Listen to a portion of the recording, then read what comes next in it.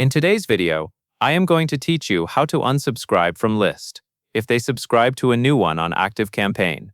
This is a useful setup when you want to keep contacts on only one list at a time. For example, if someone joins a newer list, you may want them removed from an older list so they do not receive duplicate emails or mixed messaging.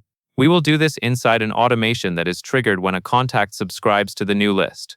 Start by opening Activecampaign and going to the automation that is already triggered by the new list subscription. You are looking for the automation where the trigger is set, so that when a contact subscribes to your new list, the automation begins. Open that automation so you can see the workflow on the canvas. Next, locate the trigger at the top of the automation. Immediately after that trigger, click the plus icon to add a new action. Placing this action right after the trigger is important, because it ensures the unsubscribe happens as soon as the contact enters the automation from that new list subscription. When the action menu opens, choose Contacts and then select Unsubscribe. This will bring up the unsubscribe options for the contact who is currently moving through the automation. Now select the option that says Unsubscribe from List. Then choose your old list from the list dropdown. This old list is the one you want the contact removed from as soon as they subscribe to the new one.